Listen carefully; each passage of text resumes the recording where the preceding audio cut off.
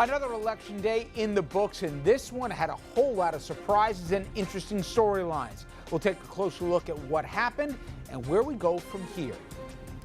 Then, our panel of attorneys is here, as we do every Wednesday, taking a look at a couple of big cases, including the kayak killer case and why this woman could spend just 18 months in prison, even though she admitted to a role in her fiancé's drowning in the Hudson. Also, the jury continues to deliberate in the Menendez corruption trial. Our legal panel, they're going to try and take us into the jury room and also into the head of the New Jersey senator and his attorneys as they wait. Good evening, everybody, and welcome to RFL. I'm Richard French, and thank you very much for joining us this Wednesday evening after a long Tuesday night. Well, we begin with what else? What certainly appears like the first landing of a Democratic wave that we saw in yesterday's elections.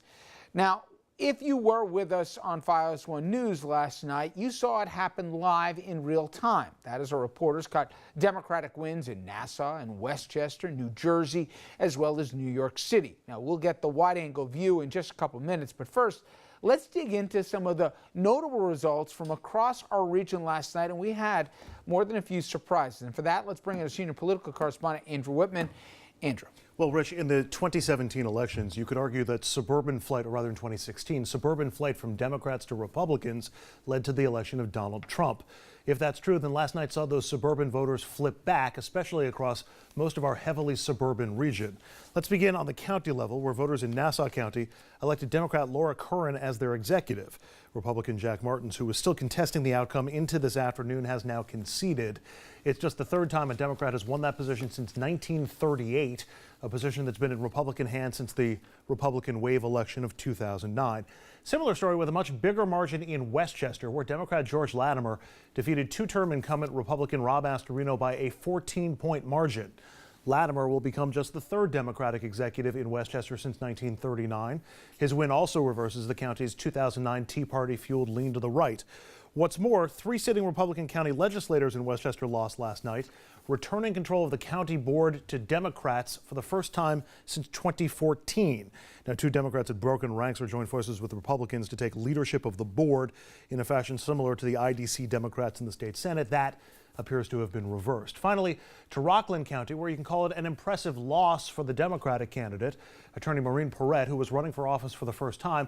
She lost by 11 points to incumbent Republican County Executive Ed Day, and that sounds like a lot, and I guess it is, but I can tell you, Rich, that is a race nobody thought it was going to be that close. Most people I talked to thought it would be a 20 to 25 point margin, if not more. Everyone I talked to thought the same. Yeah. So let's start in Westchester, and even if we want to go to the island where history was, the trends at least, were certainly flipped last night. Listen, we did the only poll, we put it in the field, RNN, with our partners over at the Journal News. They had it right. They had about a 4-point margin with 11% undecided. Yesterday, basically every undecided, if you believe the polls, in effect went with the Democrat in this particular case, even though the Democrat was hardly a flawless candidate. Mm-hmm. And out in Long Island, again, you saw not only a Democrat win, but almost going against type once again. Is this the Trump effect even locally?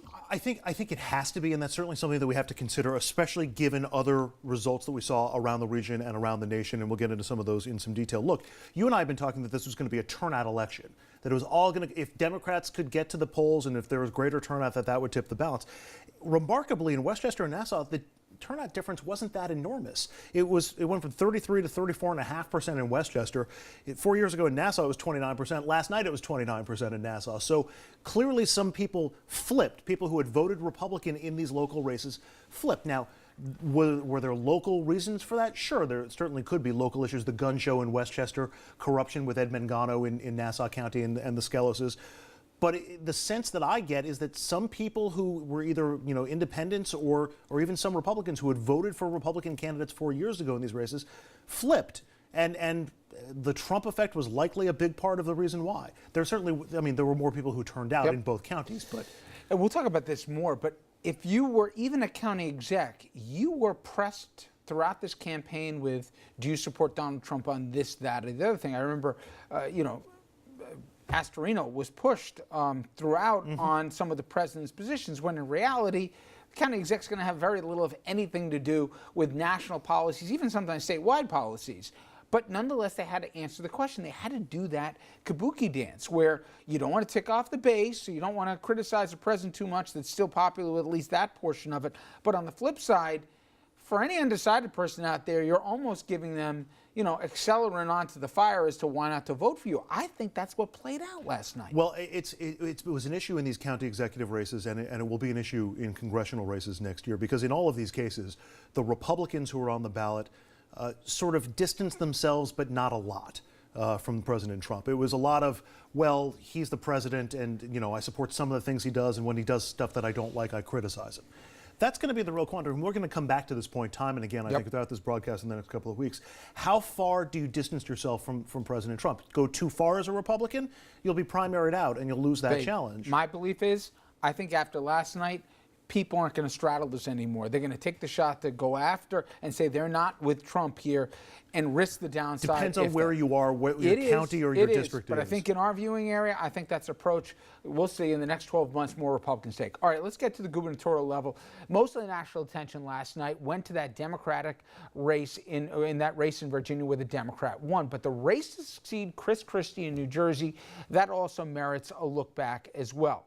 Former ambassador, Germany under the Obama administration, and a Goldman Sachs exec, Phil Murphy, well, he ran for any office, by the way, for the first time, and he beat Christie's Lieutenant Governor, Kim Guadagno, frankly, with room to spare. 14-point drubbing that matched what pollsters predicted. And as he addressed supporters, Murphy pointed less to Guadagno and Christie and more directly to the White House. This is one of the first major elections since Donald Trump was elected. Tonight, New Jersey sent an unmistakable message to the entire nation. We are better than this. He's got to work on yelling. He yells in commercials. He yells at the microphone. He yells at everything. Indoor voice. Yes, exactly. Indoor voice. Close talker. All right. That said, the exit polls, if anybody pays a sliver of attention, it was Trump.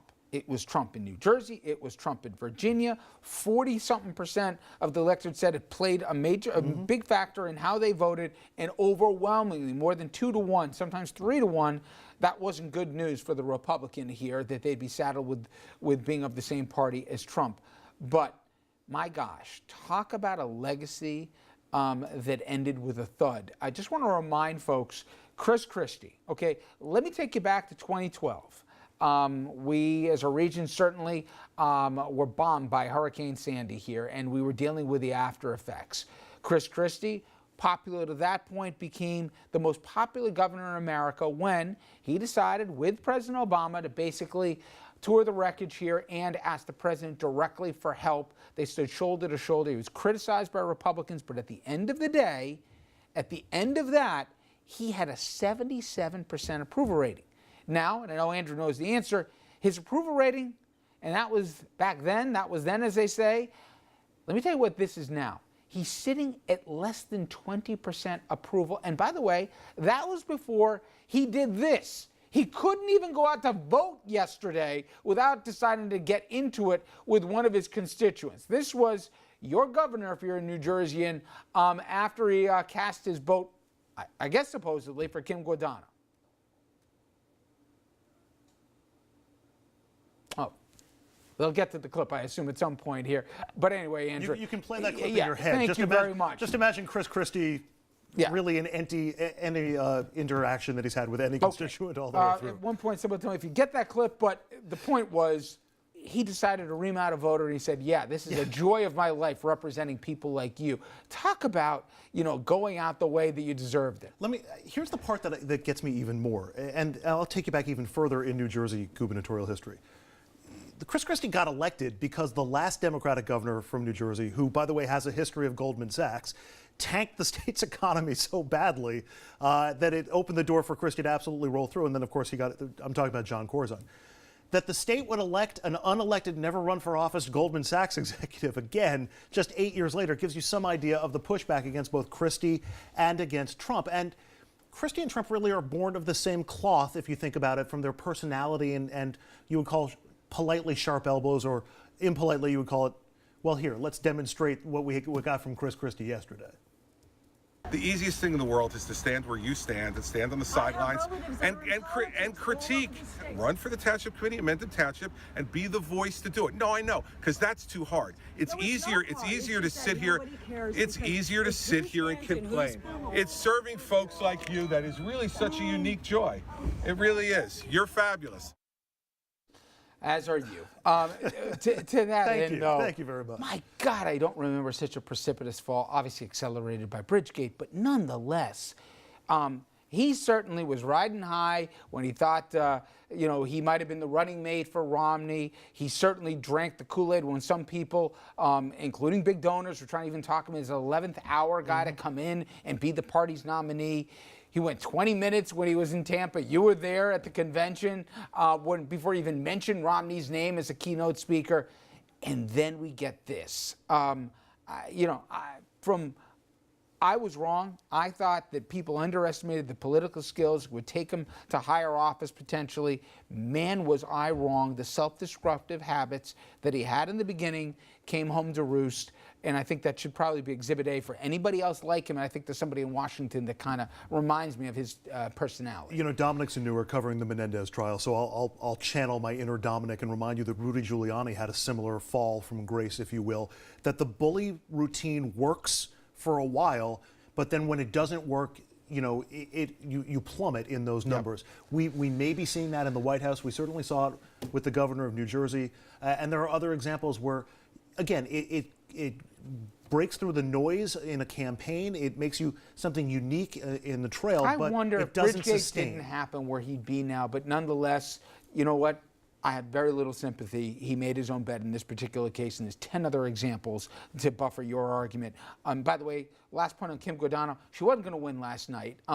Maybe if she ran a perfect campaign, it could have been close, but she never ran away from Christie, even though he did her no favors and didn't even lift a finger to help her campaign, and she never ran away from Donald Trump. I think both strategies she came to regret, and this isn't just Monday morning quarterbacking. We're saying that for a long time. Finally, let's turn to New York City, where Bill de Blasio, as widely expected, cruised to re-election. You see the numbers there. He more than doubled his closest opponent. Somehow 10,000 New Yorkers, by the way, voted for Bo Dietl, but that for another night here. Although he came in 6th. Bo Dietl came in 6th of all the candidates, and I would have thought, after he got in the debates, that he would have done We've better. already spent too much time on Bo Dietl. Fair enough. Okay. To that end, this is where, my friend, we part company.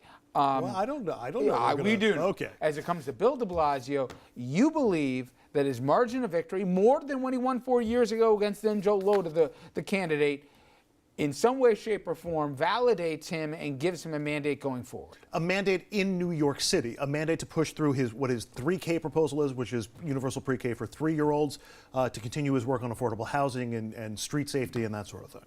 Okay. Do you think he'll stay in his lane? No. No, if there's everybody's character comes out and you sort of revert to your default approach. His default approach is to reach beyond New York City and to try to be a bigger player in the state and a bigger player nationally. All right. Well, to Andrew's point, there ain't no way that he's going to read this and not think that he's going to go to all the battleground states next year thinking that he's the voice of the progressive movement here. Well, no, and it will drive me crazy. Let me push back. I actually expect a bit of a détente in the next 12 months between Bill de Blasio and Andrew Cuomo. Why? Andrew Cuomo is going to run for re-election, needs the progressive support that he didn't have 4 years ago when Zephyr Teachout ran against him. And the best way that he can get that is to not cozy up. I was about to say something ludicrous like buddy, but at least to find common grounds with Bill de Blasio. And I suspect you'll see them working together more than we've seen in the last 4 years. We shall see. Okay, coming up next, everybody, what is next for the GOP after a brutal night last night at the polls? And how will Democrats try to build on their momentum? Well, Andrew and I'll get into it. I'll also talk to the political director of ABC News straight ahead.